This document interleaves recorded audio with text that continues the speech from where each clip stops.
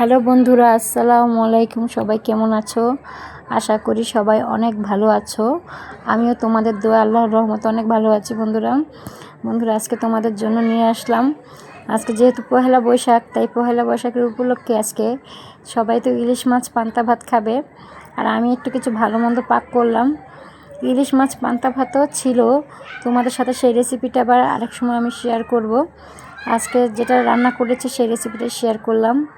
আজকে দেখো, মুগের ডাল আর পোলাওর চাল দিয়ে ভুনা খিচুড়ি রান্না করব, আর সাথে থাকবে মজাদার গরুর মাংস ভুনা।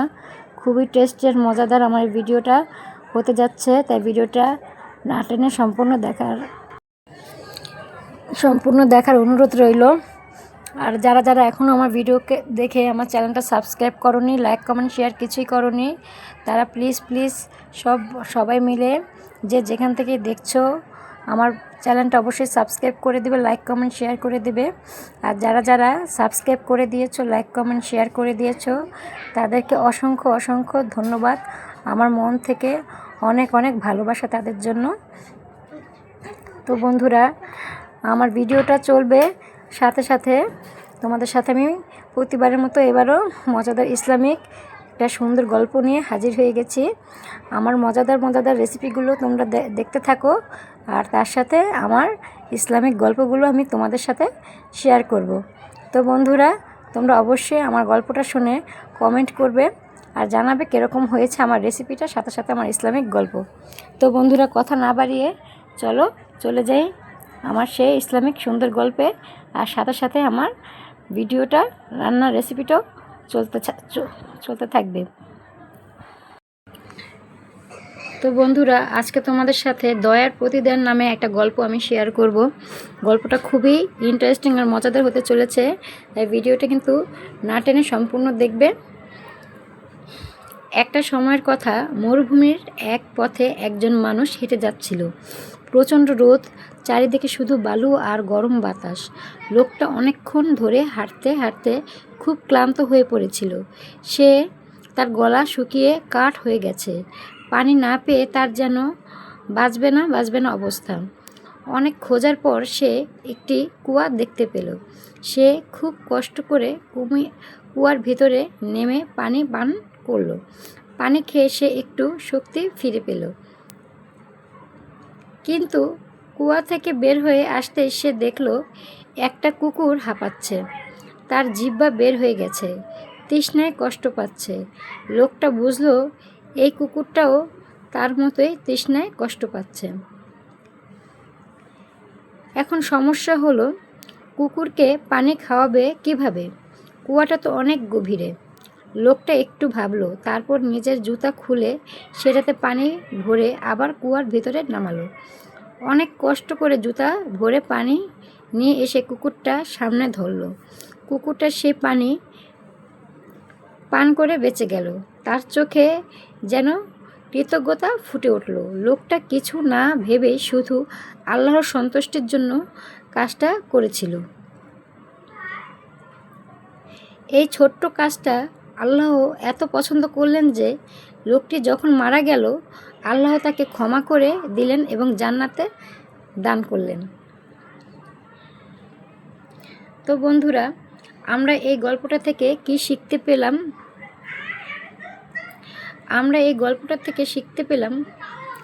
প্রাণের প্রতি দয়া করা ইসলামের শিক্ষা। ছোট কাজও আল্লাহর কাছে অনেক বড় হতে পারে। শুধু মানুষের জন্য নয়, সব সৃষ্টির জন্য ভালোবাসা থাকা দরকার। আল্লাহ আমাদের নিয়ামত আর নিয়াত মন দেখেন। আমরা অনেক সময় ভাবি বড় কিছু না করলে হয়তো আল্লাহ খুশি হবেন না, কিন্তু এই গল্পটা আমাদের শেখায় ছোট একটি ভালো কাজও আমাদের জান্নাতের পথে নিয়ে যেতে পারে। বন্ধুরা, তোমাদের সাথে আমি আরও একটা গল্প শেয়ার করতে চাই। গল্পটার নাম হচ্ছে সততার পুরস্কার। একটি ছোট শহরে একজন গরিব ছেলে থাকত। তার নাম ছিল আব্দুল্লাহ। সে খুবই সৎ ও পরিশ্রমী ছিল। তার বাবা তাকে সবসময় একটি কথাই শিখিয়েছিল, সবসময় সত্য বলবে, কখনো মিথ্যা কথা বলবে না, যাই হোক না কেন। একদিন আব্দুল্লাহ ব্যবসা করার জন্য দূরের শহরে যাওয়ার সিদ্ধান্ত নিল। যাওয়ার আগে তার মা তার কাপড়ের ভিতরে 40টি স্বর্ণমুদ্রা লুকিয়ে সেলাই করে দিলেন। তার মা বললেন, বাবা, যাই হোক মিথ্যা বলবে না। পথে একটি ডাকাত দলের সঙ্গে তার দেখা হলো। তারা সব যাত্রীদের নামিয়ে তাদের জিনিসপত্র লুট করতে লাগলো। একজন ডাকাত সে আব্দুল্লাহকে জিজ্ঞাসা করলো, তোমার কাছে কি আছে? আব্দুল্লাহ শান্তভাবে বলল, আমার কাছে 40টি স্বর্ণমুদ্রা আছে। ডাকাতটা ভাবলো ছেলেটা মজা করছে, সে তাকে ছেড়ে দিল। কিন্তু আরেকজন ডাকাত এসে একই প্রশ্ন করলো। আব্দুল্লাহ আবারও এই উত্তরই দিলেন। শেষে তাকে ডাকাত দলের সর্দারের কাছে নিয়ে যাওয়া হলো। সর্দার জিজ্ঞাসা করলো, তুমি সত্যি বলছো? কোথায় সেই স্বর্ণমুদ্রা? আব্দুল্লাহ তার কাপড় দেখিয়ে দিল। সেলাই খুলে সত্যি 40টি স্বর্ণমুদ্রা বের হলো। সর্দার অবাক হয়ে বলল, তুমি আমাদের কাছে সত্য কথা কেন বললে? তুমি তো লুকাতে পারতে। আব্দুল্লাহ বলল, আমার মা আমাকে শিখিয়েছেন সবসময় সত্য বলতে। আমি আমার মায়ের সাথে প্রতারণা করতে পারি না, আর আল্লাহকে ভয় করি। এই কথা শুনে ডাকাত সর্দারের চোখে পানি চলে এলো। সে বলল, আমি এতদিন মানুষকে লুট করেছি, আল্লাহর অবাধ্যতা করেছি, আর তুমি ছোট হয়েও এত সৎ। এই দিনেই ডাকাত সর্দার ও তার সঙ্গীরা তওবা করলো এবং খারাপ পথ ছেড়ে দিল। তো বন্ধুরা, আমরা এই গল্প থেকে কি শিখতে পেলাম? আমরা এই গল্প থেকে শিখতে পেলাম, 1. সততা সবচেয়ে বড় গুণ। 2. সত্য কথা বললে আমরা আল্লাহর সাহায্য পাব। 3. ছোটরাও বড়দের বদলে দিতে পারে। 4. ভালো শিক্ষা, মায়ের শিক্ষা জীবন অনেক বড় প্রভাব ফেলে। এই গল্প আমাদের শেখায় সত্য কখনো হারায় না, বরং মানুষের হৃদয় পরিবর্তন করে। তো বন্ধুরা, বলতে বলতে তোমাদের সাথে আমি 2টা গল্প শেয়ার করলাম। আমার গল্প 2টা কীরকম হয়েছে অবশ্যই তোমরা আমাকে কমেন্টে জানাবে। এরকম অসংখ্য ইসলামিক হাদিস ও গল্প রয়েছে যেগুলো আমি তোমাদের সাথে শেয়ার করতে চাই। তাই তোমাদের কাছে একটাই রিকোয়েস্ট, তোমরা যারা যারা এখনও আমার চ্যানেলটা সাবস্ক্রাইব করোনি, লাইক কমেন্ট শেয়ার করোনি, তারা অবশ্যই আমার চ্যানেলটা সাবস্ক্রাইব করে দেবে, লাইক কমেন্ট শেয়ার করে দেবে। কারণ তোমরা যদি সাপোর্ট করো তাহলে আমার সামনের দিকে একটা ভিডিও বানানোর জন্য ইচ্ছে হয়, আর তোমরা যদি সাপোর্ট না করো তাহলে কিন্তু আমি মনে সেই সাহসটা পাই না। তাই অবশ্যই তোমাদের সাপোর্টের প্রয়োজন আছে। আর যারা যারা ইসলামিক গল্প পছন্দ করো তারা অবশ্যই আমার পাশে থাকবে, আমাকে সাপোর্ট করবে। তোমাদের জন্যই এত কষ্ট করা। আর যারা যারা আমাকে সাপোর্ট করেছো তাদেরকে তো আমার মন থেকে, তো বন্ধুরা, আর যারা যারা আমাকে সাবস্ক্রাইব করে দিয়েছো তাদেরকে তো আমার মন থেকে অনেক অনেক অনেক ভালোবাসা, অনেক অনেক শুভেচ্ছা। আর যারা যারা এখন আমার পরিবারে এসে আমাকে সাপোর্ট করেনি তারা অবশ্যই করে দিবে, তাদের জন্য আমার অনেক অনেক শুভকামনা রইল। আর তোমাদের সাথে গল্প বলতে বলতে, কথা বলতে বলতে আমার ভিডিওটাও প্রায় শেষ পর্যায়ে চলে আসছে, আমার রান্নাও প্রায় শেষ পর্যায়ে চলে আসছে। আমি ভুনা খিচুড়িটা রান্না করে ফেলেছি আর মাংসটাও কষাচ্ছি। বন্ধুরা দেখো, মাংসটাতে কত সুন্দর চর্বি আছে।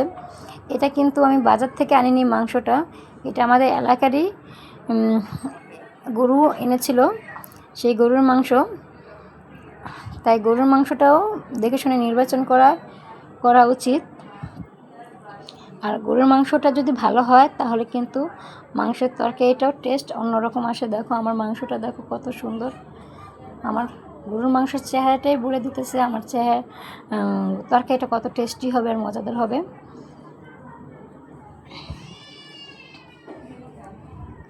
মাংসটায় তেল ছেড়ে দিয়েছে, তাই আমি কাঁচামরিচ দিয়ে দিয়েছি একটু সেন্টের জন্য। গরুর মাংস বলো, খাসির মাংস বলো, যে মাংসই বলো, এভাবে যে কাঁচামরিচটা কষানোর পরে দিয়ে দেওয়া যায় তাহলে কিন্তু কাঁচামরিচের একটা আলাদা ফ্লেভার আছে, সেই ফ্লেভারটা মাংসের সাথে খুবই মজার হয়, অনেক সুন্দর একটা সেন্ট বের হয়। তোমরা এরকম দিয়ে দেখবে। আর গরুর মাংস কিন্তু মশলা আর তেলটা একটু বেশি দিতে হয়, তাহলে কিন্তু টেস্টটা ভালো আসে।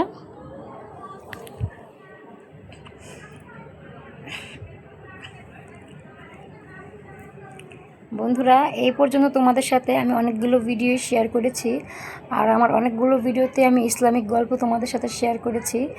যদি আল্লাহ পাক আমাকে সুস্থ রাখে তাহলে আমি তোমাদের সাথে এরকম প্রতিদিনে এই সময়ে এরকম সুন্দর সুন্দর রেসিপি আর ইসলামিক গল্প উপহার দিয়ে যাব।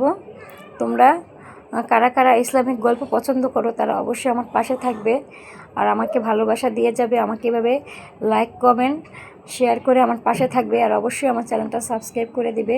তোমাদের কাছে বিনীত অনুরোধ আর রিকোয়েস্ট, তোমরা যদি আমার পাশে না থাকো তাহলে কিন্তু আমি আমার এই চ্যানেল চালিয়ে নিয়ে যেতে পারবো না। তাই অবশ্যই তোমাদের সাপোর্ট আমার অনেক প্রয়োজন। গরুর মাংসতে আমি আলু দিয়ে দিচ্ছি। আলুটা আগে আমি কেটে কুটে ধুয়ে রেখেছিলাম।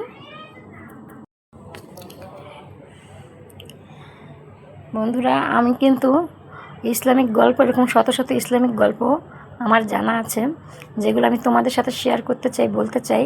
তাই অবশ্যই তোমরা যদি আমাকে সাপোর্ট করো আমি তোমাদেরকে অবশ্যই বলবো।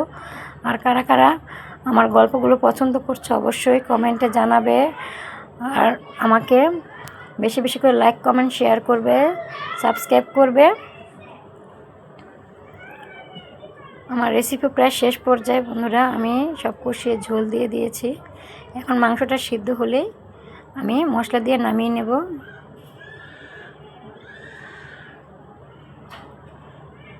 খুবই টেস্টি আর মজাদার ছিল আজকে পয়লা বৈশাখের রেসিপিটা। ভুনা খিচুড়ি আর গরুর মাংস কারা কারা পছন্দ করে অবশ্যই কমেন্টে জানাবে। আমার কিন্তু খুবই ভালো লাগে। আমার তরকারিটাও হয়ে এসেছে। আমি গরম মশলা জিরার গুঁড়ি দিয়ে দিলাম সেন্টের জন্য।